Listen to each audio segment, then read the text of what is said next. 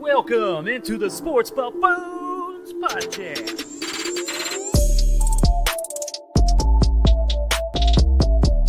Welcome on into the Sports Buffoons. Here we go, ladies and gentlemen, boys and girls. And we are back once again, the trio of the group, all together once again. So this time, guys, we're not at the studios. We are at Mr. Brews Taphouse out here in Overland Park, Kansas, here at 80th and Metcalf. This place is phenomenal. This is fabulous place. Jason, this is probably our favorite place to hang out, isn't it? It's kind of like the boat, the best of all time. A boat? It's in Kansas City. The boat. I don't know where I heard that before, but that's fabulous. It's not fabulous. It's the close to the goat, but it's the boat for now. Right. This place has, to me, the best burgers in all of Overland Park. They got some awesome stuff coming up. As a matter of fact, burger of the month for December is going to be the steakhouse burger. They got some Cajun seasoning. That's pretty good. American aioli on there. It's not out yet from what I could tell, but I'm looking forward to seeing that thing come through. That is going to be phenomenal. But did you know that the burger of the month for November was basically a Thanksgiving plate with a turkey burger? I think I heard about that. Gravy, you know how I feel about turkey turkey burgers. I think it's like a biscuit with turkey burger, and it looks phenomenal. Yes, turkey burgers are my jam, so that is definitely my favorite thing. Yeah, so these guys are very festive in what they do. With their food and their seasonal stuff. Yeah. So JG, Tanner D, Mike here running it here.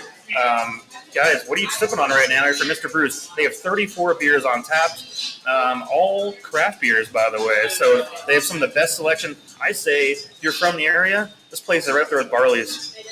Oh, wow. So I went with the stuff of legend because this is probably the last keg in all of North America. So if you want the stuff of legend, they've got like a half keg left, and after that, it's gone, dude. Boulevard stuff of legend. Right. I got the Fields and Ivy 55 IPA today. I've had a couple. I had a Rough Ale earlier that was really good. Beers are solid by far. Yeah, I ended up getting I think it was the Odell Mercenary Double IPA. Been around for a long time, but it's an old traditional one. Guys, you know I love me some Colorado beers, so can't go wrong. Speaking of Colorado, can't be too nice. We got the Broncos coming up, so something else to think about here. Denver coming to town, but I'll go ahead and I'll drink their beer all day long. God dang it. That's what I'm saying. Like they have some of the best beer, but we hate the Broncos. Before we kick it off, I'm just going to go down some specials real quick with you guys. So, obviously, here on Tuesdays, it's a 2 for Tuesday. You get 2 starters for $10. But we come on Wednesdays, every other Wednesday, I would say, and they do 69-cent wings.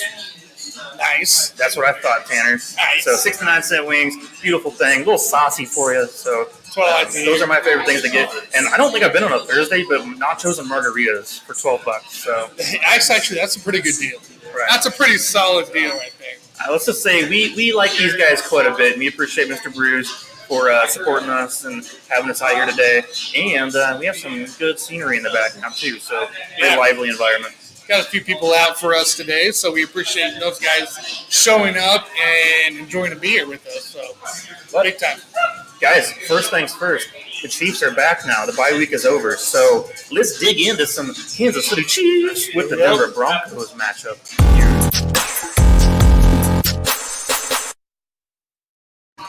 I want to give Tanner here his moment to speak about what he thinks about this upcoming game, because I feel like he's got something to say about some of the unfolding events of the Broncos now sitting right now with a 6-5 record on the season. So is this a surprise to you? I mean, what is this Broncos team really at the end of the day? It is kind of a surprise, really.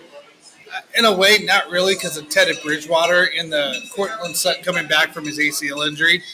The fact that Tim Patrick's able to keep up for another year for those guys is phenomenal. And the fact that they went out, they had Melvin Gordon, but they went out and got drafted Javonte Williams. Right? And that guy has been a stud all year long. And they also went out and traded Von Miller mid-season to the Rams for a first round. The defense is still playing very well. And they're phenomenal. Outside of their injuries they're having kind of up and down the team, this is a team, if they stay consistent, especially with a potential quarterback change here and there, because Drew Lock is awful lately, so he's not the future. But this is a team that could cause trouble maybe next year and the year after as well, because they're young and they got their shit together. They really do. No, I agree. I mean, they just made a trade also for a linebacker. I'll get into him here a little bit later. But here's the thing I want to bring back to you guys. It is the Chiefs coming off a bye week. So Andy Reid is now 19-3 off of a bye week for his career. And so is he going to be now 20-3? Because the Chiefs have now won 11 games in a row against the Denver Broncos. Last time that happened was actually 2015. I keep thinking 2016. 2015. It was September 17th, 2015. The last time the Broncos beat the Chiefs. I was at that game. And who was the quarterback? Peyton Manning. Peyton Manning, baby. Yeah. Get excited. But all right, Jason. So what are your thoughts on this game coming up? Chiefs and Broncos, and it's going to be a tough battle. It's not live. First thing I always look at, as you guys know, is the defense. So I'm a big believer. Unfortunately, I have to admit this. I'm a big believer in that Broncos defense. You know, the last 4 games, they've given up 17, 7, 14, and 9. And so they are actually trending towards being an elite defense. Now, my biggest issue this week for the Broncos is Teddy Bridgewater. He may not be 100% because he had a brutal hit from Derwin James last week. And, you know, there's a chance that Drew Lock is going to play if Teddy's not 100% right in this game. Correct. He's kind of banged up right now. This game could be a disaster for the Broncos, considering the fact that we all know when you have like 3 or 4 really good games in a row like that, like their defense has had, at some point you're going to be due for a letdown. And so, you know, the Broncos just beat the Chargers 28-13. I think they are due for a letdown in this game. So I think it's going to get ugly here. The Chiefs are favored by 10. I actually have the Chiefs covering the spread in this game. But for me, it starts with the defense. We all know that the Chiefs' defense is trending in a positive direction. So I'm not going to call them an elite defense yet, but that's definitely how this is trending. So this game could be a big problem for the Denver Broncos. Yeah, and I kind of agree with that too. Like the fact that the offense, we're coming off a bye week and an essential and extended rest because it got flexed to Sunday Night Football. You know, the Broncos could have quite an issue on their hands. Now, don't get me wrong here. Teddy Bridgewater came back in the game last week after getting banged up because Drew Lock was just so bad, missing those throws, couldn't hit the receivers. But with Teddy having the rest going into Sunday Night Football, he can still be a force. I'm a little worried about that part because he does like to scramble. This guy is not a loser quarterback by any means. We all know this, right? No, he's totally fine. Like, he still has a lot to prove in the league because since he came in, we've never seen him truly step up and be a top 10 starter by any means. But he's serviceable, and he's underachieved, at least from my expectations, when he first came to the league. Yes. A lot of that's due to injury, though, and the teams he's been on. So he's been on some bad teams over the years. This is the best team he's been on at this point in his career. Right, and Jason, you said the Chiefs' defense is not elite yet. That's correct. But they got these next 3 games to prove it. Division rivals, all tied, 6-5. It's time to prove exactly who the Chiefs' defense is. Because if the Chiefs' defense don't show up in these next 3 games, I'm a little worried even going to the playoffs from there. Well, I think you say yet because you need to see more still at the end of the day. But, hey, I've already told you guys over the last 6 weeks, the Chiefs have a defense only ranked behind the Patriots in the entire NFL. So that's right. Obviously, it's something that has been proven now over the course of a month and a half. It surprised me, guys, ever since I had my little rant, the whole thing's changed. And I told you guys what I thought about the defense at the time, and I was pretty hard on them, right? That was a long rant, too. I had to come at them, because they deserved it. They were shit in the bed, so to speak. And so what I want to point out, though, about the Broncos defense here is that they also have coming back Kareem Jackson for this game, too, for its strong safeties. So he'll be back. Offensively, they're going to have Dalton Reisner and Garrett Bowles looking back here as well on the offensive line. Now, Bowles is obviously known for his penalties, so he's really good at false starts and holding calls, but that's besides the point. I just think Denver's going to end up trying to control the clock in this game. This will be a game that comes down to ball control on Denver's end, where the Chiefs are going to be looking to take advantage of the mismatches, such as mismatch number 1 is Broncos' new linebacker, Kenny Young. He's allowed 35 of 40 passes completed in his zone this year. And as a Bronco, he's allowed every pass thrown his way to be completed. So, guys, something to think about. Travis Kelce, get on Kenny Young. I mean, the dude's going to be open. So, something to think about as far as that goes. But at the end of the day, Broncos offense actually is ranked number 2 in the entire NFL in time of possession. So, the average right now, 3 minutes and 5 seconds per drive, which is actually pretty amazing considering you take into account 3 and outs of turnovers, right? So they're clock drainers, in my opinion. This is a team where you're facing Patrick Mahomes. You want to be a clock drainer. You don't necessarily want to go out and have a shootout. You want to control the clock, keep the game close, and then from there, it's not like playing against Peyton Manning at one point back in the day. You don't want to let him see the field for too long. Then you're going to find yourself in trouble. So, guys, I just think that's something to think about. Denver D is solid. They lead the league in fewest missed tackles as well. So this is fun to play with you, not to get you scared. This isn't the Omicron variant, not to scare you for no reason. This is just something to think about, or as Biden likes to say, the Omicron. Maybe that's more fun. But guys, that's my thoughts on the game, and I'm with Jason on that covering thing. I think the Chiefs do cover this. I've got 27-14 as my score for the Chiefs. And how did they beat the Chargers last week? They ran the ball. They ran the ball, but before I move on, you mentioned the Omicron. What happened to Delta, right? I thought we were still on Delta.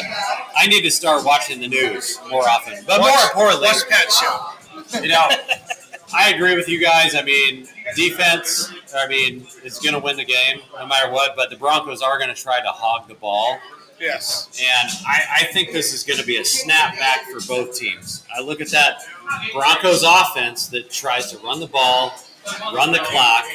I think the Chiefs are going to snap back to not turning the ball over as much, right? I think the Broncos are probably going to turn the ball over a little bit more. So I do look for the Chiefs to win the turnover battle in this game because everybody bitches about Mahomes every fucking week. I have to listen to, would he ever stop turning the ball over? Yep. This is going to be the week that he's going to stop turning the ball over. Although I don't give him credit for that interception last week. That was Kelce's fault. But Mahomes did fumble the ball. So I think this is going to be a snapback for that Chiefs offense. They're going to stop turning the ball over. Broncos might turn it over a little bit more, but definitely that Broncos defense, they're going to have a letdown game on the road at Geha Field at Arrowhead. That's going to be interesting right there. I would love to see that. Now, we had a concept come into play. Edwards Clyde is going to be kind of the full-time guy. Clyde huh? Sorry. Edwards Clyde Clyde Edwards. You think of like horses? Like a horse? I might have had the legend stuff. Clyde horse? So Clyde and Darrell Williams will be your two-man running backs. McKinnon got put on IR. Saunders got put on IR as well. Now, are we looking at, from the backfield, are we going to see more of a running game you think, continuing on between the two? Yeah, here's the thing, guys. Are we seeing Clyde being majority? We're going to get into this here in a few minutes as well about fantasy discussion because we're going to talk fantasy as well as obviously NFC, as you guys saw the title of our video. But, guys, the Broncos defense actually allows 4.4 yards per carry. And for me, a mixture of Clyde and Darrell together is going to open up play action. So, yeah, you will be seeing some Clyde Edwards-Helaire involved. And I trust Darrell in the red zone. Now, deep passing, this could come back. I could foresee a situation where we see Travis underneath, hitting up that linebacker, hitting those linebackers, and then hitting them over the top with a Tyreek Hill play. That's something we've been begging for throughout the season. We're not seeing quite enough of it, but I see this being a game of ball control for both teams. How about Josh Gordon getting involved? I can't. Is it time? Nope. I cannot. Is it time? I wish, but no, I'm not promising nothing on that. So, yeah, that is not my alley on that one. That is for Andy Reid and Co to figure out. Yeah, Josh Gordon is a blocker, so that's what I'm looking forward to is for him to make some good blocks in this game. But the other stat I want to throw out, guys, is the fact that the Broncos haven't given up more than 16 points in a game since week 6. And that's another reason why I think that shit is going to stop. They are going to snap back to the mean in a violent way, and they're going to give up more points than they have been. You got to understand, when they beat the Chargers last week, that was their Super Bowl. So it's time for the Broncos to get cocky and just have a totally shitball game. And I think that's what's going to happen. Now, we will have a TikTok about this result, but for the sake of the podcast, can I get a result from you guys? Yeah, I mean, we both said they're going to cover. Chiefs are going to cover this. We're saying it's going to be a blowout. I'm saying 27-14. I'm going to give the Broncos defense a little bit of credit here. They are going to hold the Chiefs to 24, but they're only going to put up 10. So the Chiefs are going to cover. Broncos will show a little bit of life on that defense, but I've got a 24-10 final score. Okay, I think we see the new old Chiefs come into play here. We score 30. We score about 30. A 30-burger. And the defense holds them to 10. Whoa. 10. That's it. 10. So we're all kind of assuming a blowout. We're hoping. Yeah. That's anything over 10 points in the NFL is a blowout, right? Okay. So that's what we're hoping for. Obviously, Sunday Night Football, we probably won't have a show right afterwards. But we'll see if we can get something together maybe Monday. Guys, real quick before we move on here, what is your favorite, most memorable Chiefs-Broncos game of all time? Anyone have a favorite to talk about? Well, I'm going to have to go with November 27th, 2016. It's the field goal that actually doinked off the upright and went through. The Chiefs won that game 30-27. I think that's my favorite game of all time because we doinked one against the Donks. Can I don't really have I don't want to say a game, but can I put my moment in of when I started hitting the Broncos even more, was Andy Reid got hired.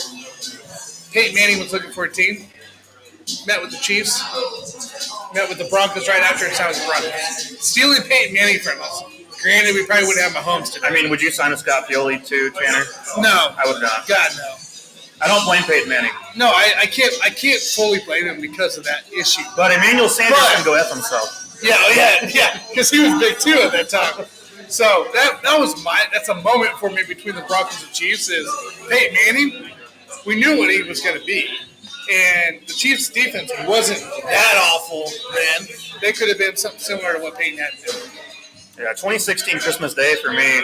Terry Poe throwing that touchdown to Demetrius Harris for 2 yards out. Hey, I went to that game. That was a beautiful thing. That was amazing. But as a kid, my favorite Chiefs-Broncos game was definitely when Dante Hall returned a 93-yard punt. The human joystick? The human joystick. The human joystick game? And then wrapped it all the way around. It's like we're playing, obviously not 2022 Madden, but you're playing. 4 teams were undefeated for that 18 Madden? You're playing 18 Madden in that game, at least. Right. Not 22. Sure. No, not 22. It was more where you could actually move around a little bit. I just liked all of the games when the Broncos had Jake Plummer on the team because I know that he sucked so bad Play action. that we Play always action. have a chance. Roll We it. always have Play a chance action. in that Are you game. guys ever going to remember when Jake Plummer flipped off his own fan base? I love it. Remember that moment? It was Jake.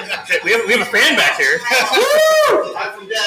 Yes, he did flip off. There was a moment when Jake Plummer did the old, "Hey Tim," it was like this. He did one of these.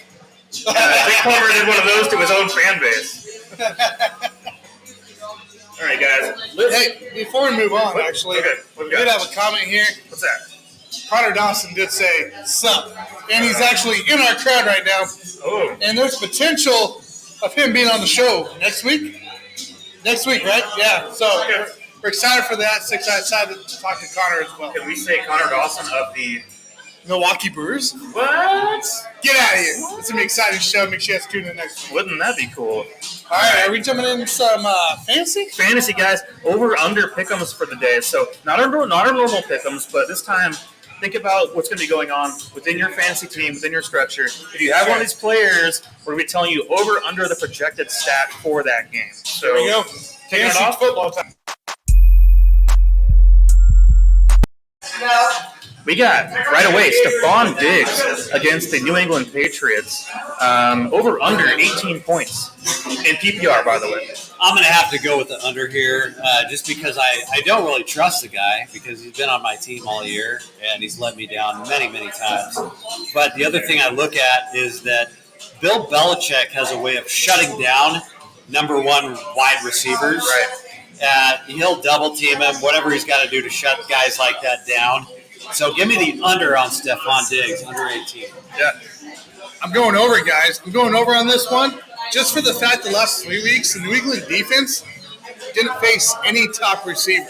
They faced Cleveland, which had 0 double-digit practice wideouts, Gage for Atlanta had the highest at 9.9. And then Tennessee, without A.J. Brown, without Derrick Henry, without Julio Jones, had Westbrook. Was that Icon? I don't know how to say his name. Oh, Nick Westbrook? Yeah. Icon? Yeah, I don't know. I gave up after Westbrook. He only had 10.5 points on that. And if you look at Diggs' last 3 weeks, guys, that's 30 burger, that's an 18 burger, and a 21 burger. I'm looking at Stephon Diggs to continue to be a main target for this Buffalo team, and he is going to be above 18 going into this matchup. I'm going to give him 1 week of regression. I'm with JG here. I think this is going to be under 18 points for Stephon Diggs because they're going to hold him without a touchdown. And, here's the thing. Bill Belichick's going to win Coach of the Year, you guys. And he's going to do that by shutting down top-end players on these teams. And he's done it against the Chiefs before in the past. He's going to do it against the Bills, who are a very lopsided team, or they're very pass-happy. He's going to force the Bills into running situations, And so we're going to see that come down and see if Singletary and co. can make things happen. I don't promise they will, but Diggs for me is an under 18 points for this week. Next one, we have Jalen Waddle, one of my favorite players throughout this whole season, going against the New York Giants. His over-under is 15 points projected for the week. I got an easy over for myself here. I love me some Jalen Waddle. Even in the PPR, he's going to get 7 passes for, we're going to go 90 yards and a touchdown. I'm going to go with the over as well for Jalen Waddle, and it's because he's a really, really great player. I believe in the guy as a player, but more importantly, the New York Giants suck ass. So that's why I'm going to go with the over here.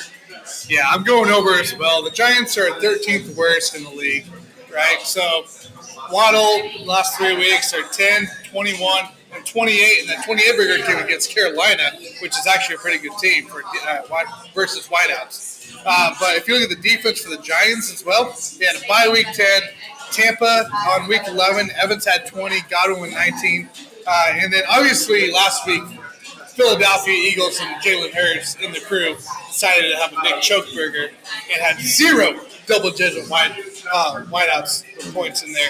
But I look at Jalen Waddle being the main target for the Dolphins. He's going to be an end-zone target. Tua's playing almost at a next level right now, the way he's showing up right now. I love this matchup for Jalen Waddle. I'm thinking we're looking at even closer to 30 burgers this week. I love hearing the former Tua haters start talking good things because I've been a believer all along. I hate Tua. Tanner Dawson is guess what? He's changing his mind. He's playing great. He really is playing great. Thank you for the appreciation of Tua Tagovailoa. So, next up, we got Alexander Madison replacing Dalvin Cook for this game against Detroit. Over-under is 18 points. This is going to be a tough one, guys, but I actually like the over, but barely. I'm saying 21 points for Alexander Madison this week. Yeah, you got to go with the over. It doesn't even matter to the player. I don't really care about Madison. I care about the fact that Detroit sucks ass. So give me the over with Alexander Madison. All right. All over. Detroit's the 4th worst defense to play, to have. Madison actually got to play Detroit back on week 5 when Dalvin Cook got hurt. Then he had 25 points. Then week 3 he played against Seattle, 22 points. And he had 10 points alone after Cook went down versus the Niners last week. And if you look ahead at the Detroit Lions defense, obviously it's pitiful. Pitiful. Harris had 17, Chubb with a 22, and I'm not even going to look ahead. They won't let me go. But, it's not good. Detroit's not good. It's awful. Montgomery had 10. Okay, Montgomery had 10. Right. It's still awful. Madison, majority of the carries, he's great in the pass game. Some consider him better than Cook at times in the passing game. I wouldn't go there. It's a tough call. But I'm going Madison, big time over. I have him on fantasy team, so he better be over.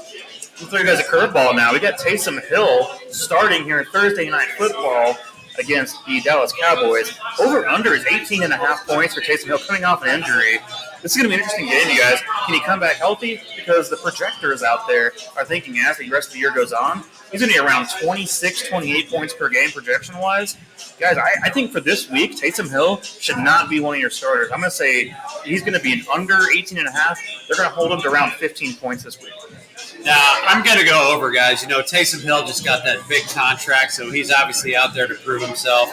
Dallas is fired up right now because they've been playing like ass for a couple games now.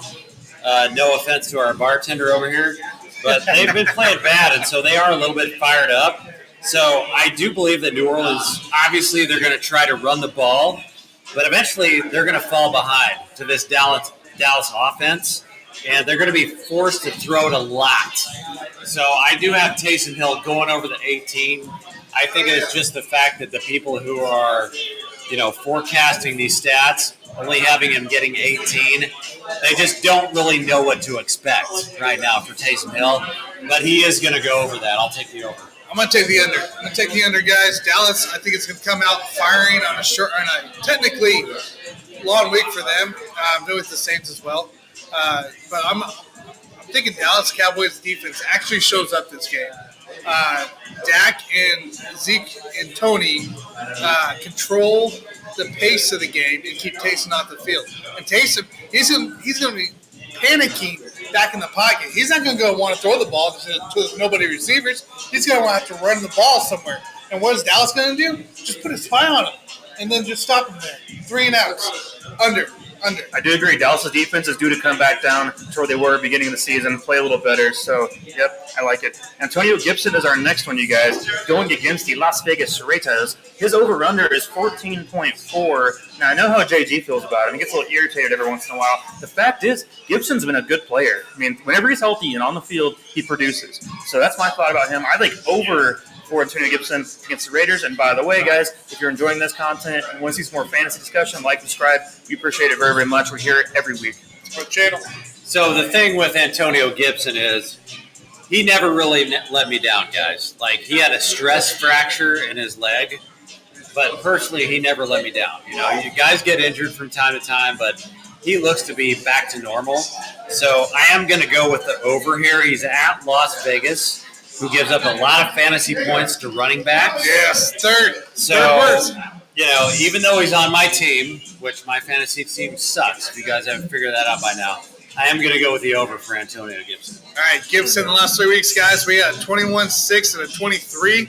I think the 6-pointer, though, he was banged up that game, so he didn't have set half of it.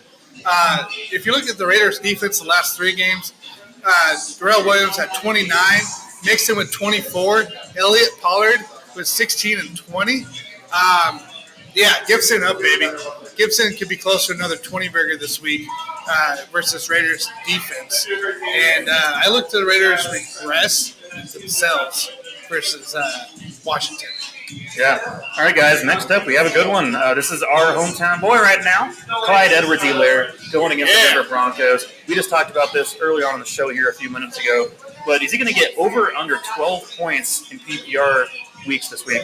I like the over on this one because I think he's going to be catching passes out of the backfield, something he hasn't done enough of quite this year. So Clyde is my over for the week against the Broncos. Yeah, I'm going to go with the over as well. And as you guys know, I've been preaching this over and over again. I do believe in the Denver defense overall, but this is going to be the letdown game for that defense. And so give me the over. Clyde Edwards-Helaire, or Edwards-Clyde-Helaire, as Tanner likes to call it. Right. Give me that over the 12. He was thinking of horses. Yeah, he's thinking of horses. Yeah, just thinking of horses. So last 3 weeks for Clyde, obviously he was injured. 15 points on his comeback game versus right before the bye week here this last week. If you look at the Broncos' defense against running backs, Boston Scott led the way week 10 versus 12. They had a bye week on week 11, and Eckler had 21. Now, I think obviously Eckler and Clyde are 2 different monsters in this. I think we're going to get closer to Scott. I'm actually going to go under for Clyde. I look at Mahomes to use more of his wideouts and tight ends. Then you're going to see Clyde, and I look at Darrell to be the main running back. No, I love me some Darrell as well, so I could see that very well happening. Yes. Like when I say Clyde's going to get 12, like over 12, I'm thinking more like 14 is my range. Like I'm just, it's not much if it is. Just barely over. We're talking like 13, 14 at most. Right. Next one, guys. We got 2 more on the list before we move on. We got Rob Gronkowski going against the Atlanta Falcons now, and it's going to be 13.4 is the projected over/under for this one. This is a tough call, you guys, because sometimes they don't use them at all. Sometimes they want to use them. Like, this is a tough game. This is a game that can be a blowout quick, and if it is, Gronk is pulled out of the game quick. If it's not, then I like Gronk to actually go over the 13.4 projected points. Yeah, I think this is going to be a tougher game than people think, only because it's a tough divisional matchup at the Atlanta Falcons. Gronk projected with 13 fantasy points. You got to remember, guys, he took 6 games off, and so this guy has got to have a ton of energy left. I'm going to go with the over here. He's been trending up with 13 and then 19 fantasy points in the last 2 games. Mm-hmm. So give me the over here. I mean, they're playing the Falcons. Who doesn't want to beat up on a divisional foe? And Tampa Bay needs to beat up on a divisional foe because they've struggled against all of them. Now, Atlanta here, I'm not too concerned about their defense, right? If you look at their tight ends, they actually gave up zero above 4 points for Dallas tight ends. There was none above 4 points on the New England tight ends. And then O'Shaughnessy, because Arnold went down last week in Jacksonville, he had 9. But there's a difference here. You look at Rob Gronkowski here, the last 2 games since he's been back from injury, he had 8 targets, 10 targets. Not only that, 6 receptions out of the 8 targets, 7 receptions out of 10 targets. And then he also played 82% of snaps last week against Indianapolis. I look at that to continue here. I look at Rob Gronkowski to be a high target, high reception volume in the middle of the field against these Falcons guys. I look at him to go over, baby, over.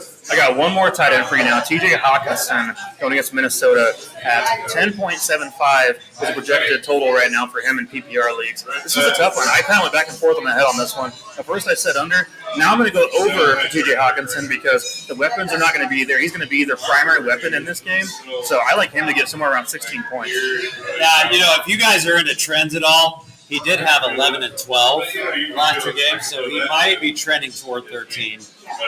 Bottom line is, the only thing you guys need to understand is that the Lions suck. They're probably going to be coming from behind against the Minnesota Vikings. Tough divisional matchup, so if they're coming from behind, I'm going to go with the over. I'm going to take over 11 points or 10.7 for Hawkins. Gotcha. So Hawkinson, guys, is facing the 29th best defense against tight ends with Minnesota Vikings. If you look at Minnesota's last 3 weeks against tight ends, LA Chargers, Cook had 2. Degura from Green Bay had 11. And George Kittle with a 2-point last week here, which is kind of sad. But if you look at Hawkinson, week 11, week 12, 11 and 12 points there. Remember, no DeAndre Swift this week. No DeAndre Swift, which means you got Jamal Williams in the backfield, bunch of lame wideouts, and Hawkinson. I look at the Vikings, linebacking core to contain Hawkinson. I'm going under TJ Hawkinson this week. All right, guys. Now, keep in mind, we are here at Mr. Brews in Overland Park, a place with some of the best craft beer and burgers in the whole dang city, you guys. It's actually getting a little bit wild in here right now. It's a fabulous environment, actually. Yeah, honestly, if you want to meet us out here, come out and join us. Yeah, It's getting a little bit wild. It is a little bit. Tomas, actually, the manager here, had a fantasy question for us. He wanted me to kind of look at his lineup for a minute, and he has one flex position still to fill in. So I'm here to answer this for him here on air. But his receivers are fine. I mean, overall, he's working with Antonio Gibson, James Robinson, our running back. Both listed as questionable, but I'm not concerned about those right now. But he's got Keenan Allen at receiver. And then he's also working with CeeDee Lamb. Will be back from injury most likely, so you can plug him in. Kendrick Warren has had a few good weeks now in a row, but he's got a deep bench, so let's keep that in mind. So we're working with Kyle Pitts at tight end. So I think his main issue is a decision between a few different guys. We got working with Devin Singletary. I'm going to ask you this way. Who should you start over Devin Singletary, Myles Gaskin, Jerry Jeudy against KC, Cortland Sutton against KC? Yeah, that would be his main guys, or Kendrick Bourne.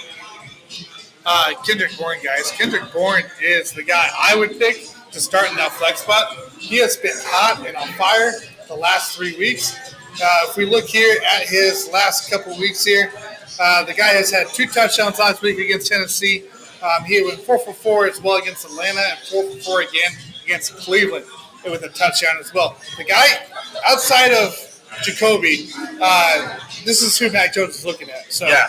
I would probably go Bourne because with Buffalo kind of downfalling themselves in their defense right now, I could see him being kind of a potential top target for Mac Jones this week for that flex spot. I like Bourne a lot. He works on the slot quite a bit for the Patriots offense, and the guy catches almost everything. You guys realize his catch percentage is over 80% right now in the season, which beats just about everyone in the entire league. That's nuts. And then last week, he obviously had 2 touchdowns. And he's only 35% rostered, the weird thing is, you know why? The projections, what we just went over here a minute ago about projections, his projections, six, but his projections don't equal out to his actual production. So that is a problem without a doubt within probably all of your fantasy, ESPN, Yahoo, whatever you guys use at home there. But I think that I'm still going to have to go with starting Myles Gaskin in this opportunity going against the Giants. I think he's the best option here just due to the workload he's going to end up getting. I understand that they just got, Philip Lindsay out of the team, whatever. I don't care. I think Gaskin's probably going to be their best option going against a crappy team like the Giants. And he's supposed to get 12.5 points this week. I see him hovering around there somewhere, maybe around the 13 to 14 range. Kendrick Warren, though, still could have another 15-point game without a doubt. So that is my thoughts. Yeah, I mean, there's no way I'm going to throw Devin Singletary in there against the Patriots. That's not going to happen. Nope. Not that I know from experience, but he was on my team. He was on my team, and he sucks.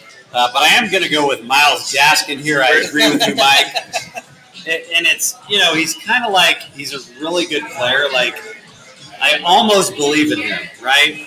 But it doesn't matter. It doesn't matter because I could throw myself. I could throw my ass into that game and destroy the New York Giants.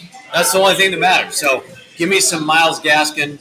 He's going to destroy them. Gotcha. Take it to the bank. We got 2 Gaskins and 1 Bourne. And I would say, outside of Gaskins and Bourne, the only other guy I would throw in there is Judy. Yeah, Judy's an option. He's the only guy I would throw in there. Yeah. But it's a deep team. I do like it. All right, let's see you guys. What do we got going on here coming up next? We got the NFC discussion of the day. NFC? Let's do it. All right, here we go. Or should he – hold on, one more question from Tomas here. Or should he go with Zach Moss over Singletary? Nope. It's Matt Brady's show. Yep. Zach Moss was a healthy scratch last week because I have him on my fantasy team, and I had to bench him last minute because of his healthy scratch because Matt Brady has showed up and has outperformed Moss and Singletary. Going against the Patriots, too, I don't like any of those guys. Well, here's the thing with Zach Moss. If you didn't trust him last week to even play him, you're probably not going to trust him against the New England Patriots. Stay away from Moss. So even if he plays, you want to stay out. Stay away from Moss. All right, guys, the NFC, to me, we're going to talk about the top 7 teams, at least our perceived top 7 teams in the NFC now. So we're going to break that down for a little bit here. Guys, if you are just tuning in, by the way, we are at Mr. Brews here in Overland Park, having some good old craft beers and some of the best gosh darn sliders in the world. I had that. Sliders. I came in on Saturday and had some sliders, as a matter of fact. Oh, wow. Sliders. But, guys, NFC battle, to me, is a battle of 3 teams. Now, I'm not meaning to ignore one. This is Tomas's favorite team. Dallas Cowboys is going to be ignored for a minute. I think it's down to Tampa Bay, Arizona, Green Bay. Those are my top 3. I think they've proven themselves the most, and they're the most battle-tested at the end of the day. Now, keep in mind, Arizona has a loss, but it was without Kyler Murray, or a couple losses. Without 3 players, 3 or 4 starters. And Hawkins has missed a bunch of games. Edmonds, Hopkins, A.J. Green, Kyler Murray. They've lost a bunch of games. J.J. Watt, if you missed a bunch of games. Now, the Green Bay Packers are our team who lost to the Chiefs without Aaron Rodgers. But very well, if Aaron Rodgers was playing, they probably would have beat the Chiefs that day. They barely lost to a Minnesota Vikings team as well, which is actually a pretty good offensive team. So that could have gone either way of a division. And then you got the Buccaneers over there. They're doing their thing, but they're doing this thing they do every year. You guys not remember that the Buccaneers lost their division last year? 11-5. It doesn't matter. It doesn't matter. Tom Brady's never really cared that much about the regular season. It's whenever the playoffs come, he kicks it all on and then he takes off and just runs through everyone's ass. So now the same thing's happening with the Buccaneers. Yeah. So I'm seeing the exact same thing. So, but here's the thing: below them, guys, I'm looking at Dallas, the Rams, who keep losing in weird ways to weird teams, and then you got San Francisco 49ers, who are coming up the rear out of a sudden at 6-5, which confuses the hell out of me about what's going on there. And then there's the 7th seed, who's debatable between the Vikings and Saints. 7th right now is Washington. Correct. Now, Washington football team, everybody. I don't believe in Washington necessarily to finish off as a playoff team. I like the Saints and the Vikings both better. But guys, just come give me your thoughts right now on the state of the NFC. You know, it's kind of like a trend here. We always talk about trends on this show. Well, Mike and I are trending to agree with each other because he's talking about the Saints and the Vikings. And to me, those are the two teams right now that are on the outside looking in, and I think they're both going to make it. So when you look at the top four, for me, there's no discussion. I've got Arizona, Green Bay, Tampa Bay, Dallas. I don't really care what order they're in at the end. It doesn't matter. Those are the best four teams. But when I look at the next three teams, I'm not a big believer in the San Francisco 49ers, okay? No. So, but I am a big believer in Minnesota. So you guys all know I look at defense first on this show. And I look at the Rams. If I can make a bold prediction right now, the Rams are not going to make the playoffs. And it's not just because of their defense. It's because Matthew Stafford is banged up. I don't really know how healthy he is. I guess they say he's been playing injured for a while now.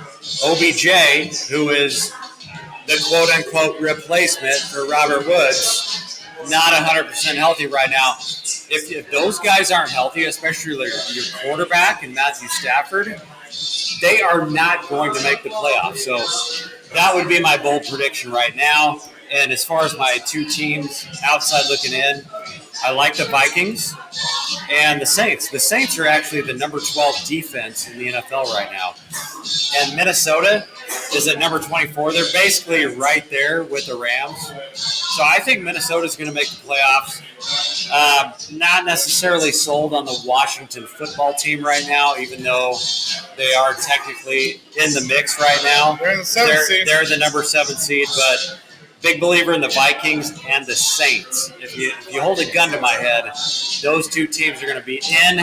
The Rams are going to be out. Now it's kind of crazy to say the Rams won't make the playoffs. I think if they lose to the Jaguars here on December 5th, then you could definitely make a case for that to be You true. can almost count them out. I mean, you can count them out if they lose to the Jaguars. Because, I mean, the rest of their schedule, if you run it down the list, you got Cardinals, Seahawks, which at times can beat anybody. And then you got the Vikings, Ravens, and then the Niners. That last game could be deciding. Four potential playoff teams you're facing against, and 3 divisional. I can't imagine a team as talented, though, from top to bottom, as the Rams to actually miss the playoffs. I still think they're going to find their way in there, but that game, week 18, I guess it would be, against the 49ers, could really be a deciding factor in who makes the playoffs. They very well could. My thing with the Rams right now is that if they're not healthy, you look at the Arizona game, the Vikings game, and that Baltimore game. All 3 of those are a loss. I promise you, if Stafford's not healthy and if OBJ can't play at 100%, all 3 of those games are losses. I can promise you that right now. I have a question, though. So we have that prediction. Why have they regressed? Is there a reason?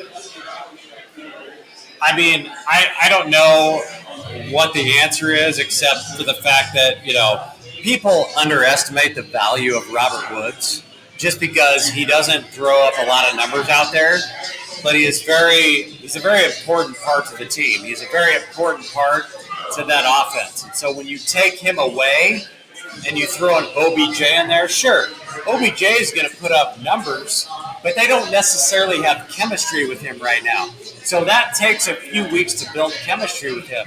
And if you've got a Matthew Stafford that's not 100%, I mean, it's not that they've regressed. It's just that, they have injuries. Injuries are fair to say for the Rams. Robert Woods is not the glue to this team by any means. I want to look at it. You're going to love this, Jason. You're going to love this. I want to look at it as more of too much talent on a team, a.k.a. the Brooklyn Nets last year that lost in the playoffs. Too much talent on the team. The Miami Heat with the 3, right? The 3 lost as well in the finals. Too much talent on the team. Too much ego going on between this team. Von Miller edition, the Odell edition, right? Vance Jefferson's playing fabulous at wideout, but he's not a Odell or a Cooper Kupp or a Von Miller guy. right? And I think there's a lot of ego on this team. Jalen Ramsey's another one. Like, there's great talent, but they got to mesh. They're not meshing. They're not coming in. They got to mesh. Again, it's not a regression thing for me. I kind of compare it to the Dallas Cowboys. Nobody in their right mind thinks that the Cowboys have regressed the last 2 to 3 weeks. No. The guys aren't fucking playing. There's my one F-bomb. I got it out of the way. It's over. But nobody in their right mind thinks that the Cowboys have regressed. The players are not playing, and it's kind of the same thing with the Rams. You don't have Robert Woods. You're bringing some new guys in there. You got to give them some time. My question for the Rams is, I don't know if there's enough time. I'm going to place my bet that there's not. And these guys are going to be on the outside looking in when all is said and done. My one quick hitter, all I want to say is I feel like the Rams are becoming the Lions now. And I think that's part of their problem is that it's turned into a team that used to have a little more structure offensively, and now they're kind of stressing and pressing offensively, and then that defense is just completely shitting the bed. And so that's what it comes down to me.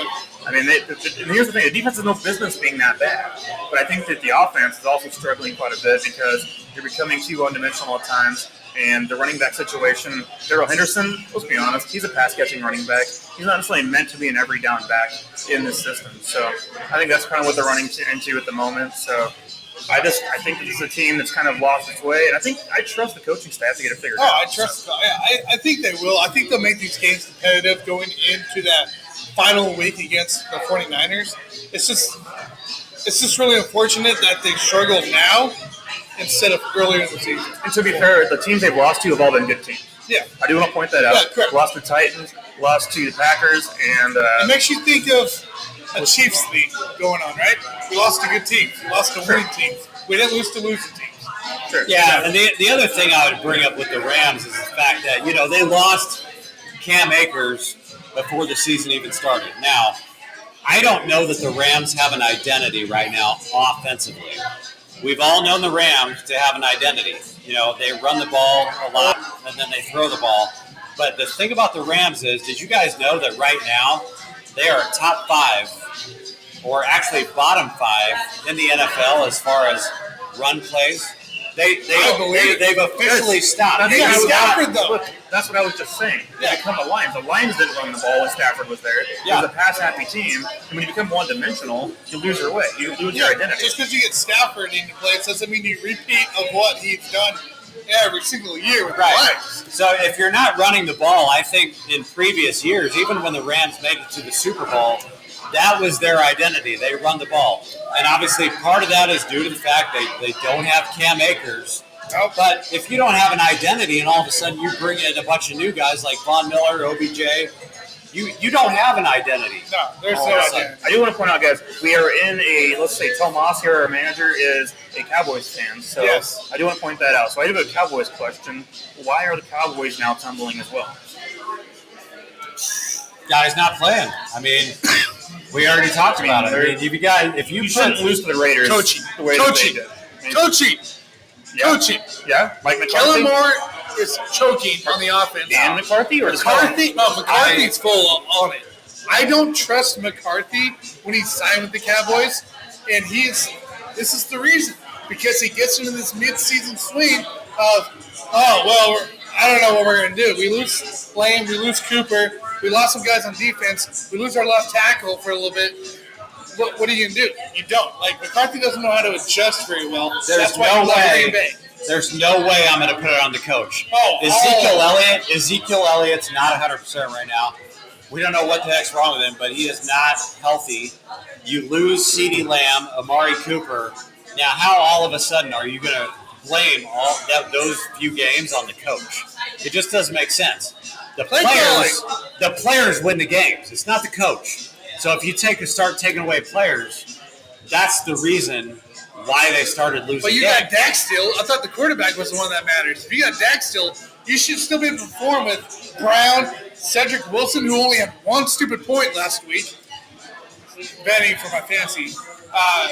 And you're not getting the ball to the guys that you should get to. Schultz was involved for a few points, but there's no reason for it. Your line was bad. I don't know if there's a right answer here, but I will say injuries have played a big impact it has been in the Cowboys. And so Amari Cooper has obviously missed 2 games with COVID issue. Randy Gregory's been out for a while. DeMarcus Lawrence has been out. Now, Micah Parsons has stepped up and played phenomenal. You guys, let's keep that in mind. Their injuries have been an issue throughout the rest of the season here in the mid part of the season, and that's been a significant part about why they've fallen off right now. And Parsons been phenomenal, by the way. I mean, I will say this. If you put Amari Cooper on the Cowboys against the Raiders, they probably end up winning the game in the end. I just feel like maybe adding that because, as you just said, Cedric Wilson didn't do shit the other day. He dropped the ball more than that. I think Michael Gallup still, he's done okay, but he can't take over a game. He's not meant to do that. That's not his role. That's the thing for me. I'm not going to put it on the coaching staff. I'm not going to put it on Dak Prescott. Dak Prescott's going to be just fine. He'll be fine. He's going to get his playmakers back. So this has nothing to do with Dak or the coaching staff. This is like when you lose a player or multiple players, you're going to have some problems.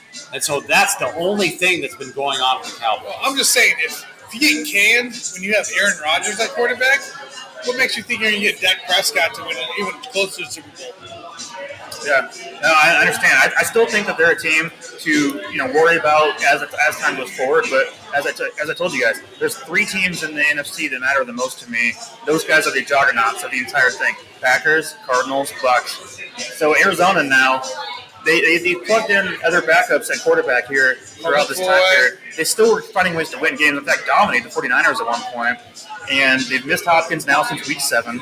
He's back, I think, this week. For right now, he's playing. He practiced today. Murray, Hopkins, and Green are being reported to be back this week. Now remember, guys, the number 1 seed in the NFC gets a bye week. Number 2, you still got to go play your ass somewhere. So here's the deal.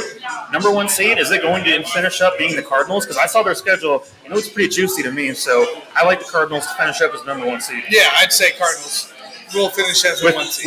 With possibly the Packers, because I love the way that team right now is working. A.J. Dillon looks really, really good in replacement of Aaron Jones. And Aaron Rodgers also. Guys, come on, man. Aaron Rodgers is fucking amazing. I love him. Aaron Rodgers all day.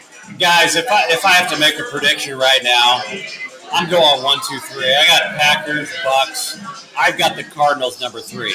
When all is said and done, Packers, Bucks, Cardinals. Yes, when all is said and done, you've got to go with experience. You almost got it down to your division prediction. I'm going to go with experience. I believe in Aaron Rodgers, Tom Brady more than I believe in Kyler Murray right now. Kyler Murray is the future, but I want to trust in quarterbacks that have been there and done that. So I do believe that the Cardinals ended up in the number 3 seed. So for Arizona, right, it's not necessarily Kyler Murray. It's not necessarily Hopkins. Those guys control the game flow. It's that defense they got. That defense is the ones that are allowed the offense to stay on the field for so long. Have you guys thought about this? What's going to happen when Kyler comes back and he might be a little bit rusty? How many games do you think it's going to take to dust off that rust? 2 games? 3 games? 4 games? I have. They're going to be the number 3 seed. If you have Hawkins with you and A.J. Green back, James Conner running like hell, I have. I don't think Kyler Murray's injury is going to be like Russell Wilson's. Russell Wilson, I would say, a finger injury to come back, preventing him from throwing the ball properly. But Kyler's an ankle thing. So it's like, okay, he can't run as well maybe as he did in the past, but his throwing is going to be just as good as ever. I mean, why would it be an issue, in my opinion? The thing of it is like those top 3 seeds, even though we can sit here and predict it all day long, they don't matter. Those, you know why? Those 3 teams are even. No. Those 3 teams are even. So anybody could be the best team in the NFC right now. Yeah, I agree with that. I mean, those are the top 3. Like, whoever ends up facing the Cowboys in the NFC divisional round or whatever, I mean, they're probably going to get their winnings on that one. So, and you guys, I mean, so far, for the most part, our predictions look to come back to it at some point. But we've been pretty accurate in the NFC at least. I picked the Cowboys. I think to finish, was it 10-7 this year? 10-7. Yeah. And we're looking, it's going to be close. It's going to be in that range. And I picked the Cardinals to finish top of their division. So far I'm right about that. And everything's kind of fallen into place as we thought about. But 7 seed is still the one thing. I know we just discussed this a minute ago, but Vikings, Saints. I'm going Saints. I'm going to go Saints to win. I think Taysom Hill. I don't believe in the Saints. I don't believe in the Saints. I got Saints to keep the 7 seed. Overrated. You said they're both going to make it. So I'm pretty sure I actually had the Niners in the preseason. I think I had the Niners in the playoffs. You did. And now they're actually in the playoffs, and I'm going to kick their ass out right now. No, you're not. He just changed his mind mid-show. Mid-show, changed his mind. Oh my Lord! All right, Not mid-show. That was in the preseason. All right. No, I understand. So here, real quick here, the Saints' schedule is the Cowboys. So that's probably gonna be what are they now? They're 5-6. So 6-6. Jets 7-6. Tampa 7-7. Carolina could go either way because they're both shitty teams. So that could be 8-7. And the Falcons, it could come down to Atlanta or the Saints for the 7th seed. Give me Taysom Hill, run it up their ass, 8 touchdowns. I like 8-8 makes you the playoffs. Worse. 8-8 makes you the playoffs. But you're not going to surpass. I guess let's say 9-8, not 8. You're not going to surpass the Vikings. And if the Falcons win out, you can't surpass the Falcons. And if Washington You said the Falcons win out. What? Look, the Falcons are a 9 seed ahead of the Saints. Dude, I'm not. The Falcons are the least of my concern. That team is trash. You can call that trash, but they're in the mix. They're trash. Washington's in the mix. Dude, I just kicked out the Rams. I'm going to kick out the Rams, the Niners, and I could kick out Washington. You could throw 3 teams in there. So I'm putting the Saints and the Vikings in there. Right. He likes both to be in there. And the Vikings. Who's your 7? I'll probably stick with the what the fuck, Okay. WFT. But That's fair. All right. by the way, that's 3 F-bombs already for me, so I'm getting ready to tap out. So I got a question real quick. Okay. Philadelphia Eagles obviously have been a hot team. They struggled last week against the Giants. Everybody has a bad game. The NFL's been weird this year, right? Just the last 5 weeks have been weird as hell. Do we see Jalen Hurts and the Philadelphia team even competing here in 2 weeks for a playoff potential? Competing, yes, but I'm going to give them 8 and 9 on the year at best. That's my record. So they're going to get in the mix, but they're not going to be a playoff team this year. Gotcha. No, I don't believe in Jalen Hurts this year. I mean, well, we're going to see what he develops into over the course of the next 2 to 3 years, but I certainly don't believe in him this year. I hope that he moves on and improves in his development, but he's not going to do shit this year. Gotcha.